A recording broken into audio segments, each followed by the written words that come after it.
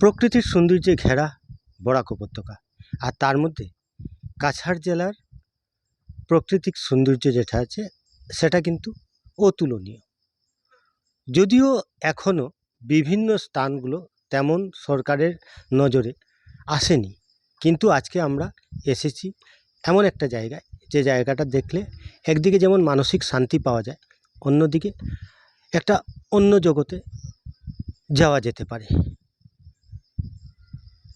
কাছাড় জেলার বড়খোলার সন্ন্যাসী বাবার আশ্রম, ছোটরামপুর এলাকা, সেই ছোটরামপুর এলাকায় আমরা এসেছি।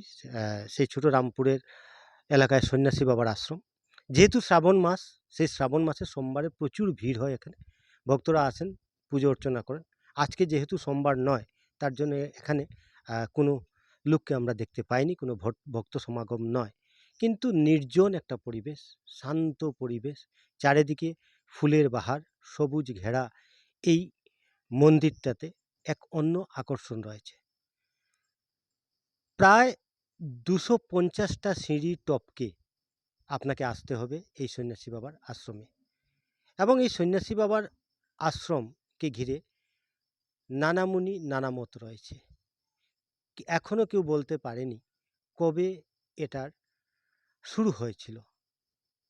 এবং যে বিষয়টা হচ্ছে, পাহাড় ঘেরা চারিদিকে শান্তির একটা বাতাবরণ, শান্তির দ্বীপ বরাক উপত্যকা বলে কথিত। সেই শান্তির দ্বীপে এক শান্তির আরেকটা মন্দির আমরা তুলে ধরতে যাচ্ছি।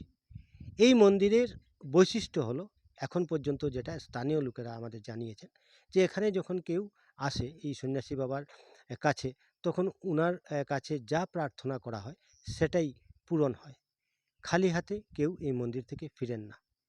প্রকৃতির এক অনবদ্য রূপান্তর আমি বলতে পারি। চারিদিকে পাহাড় ঘেরা, নীলাচল পাহাড়ের মতো চারিদিকে পাহাড় ঘেরা, ছোট ছোট ঝর্ণা রয়েছে, তার মাঝখান দিয়ে কিন্তু সিঁড়ি বেয়ে আপনাকে উপরে উঠে আসতে হবে এই মন্দিরে।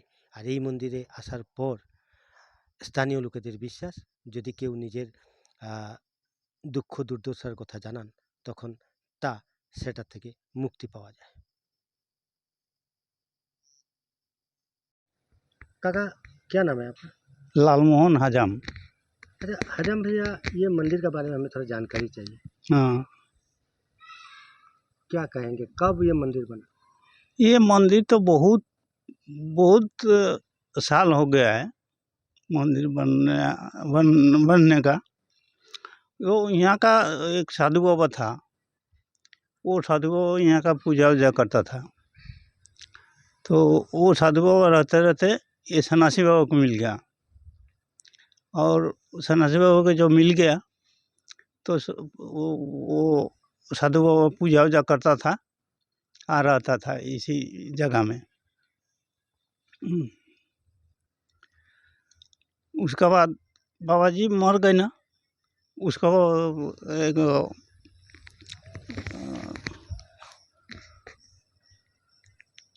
मीर ठाकुर बोल के एक नाम था, वो पूजा करने लगा, पूजा वूजा करता था, रहता था। और उसका घर वो मंडप का किनारे में था, गाँव में रहता था। तो वो भी मारा गया, उसका भतीजा है या में बाबू करता है अभी।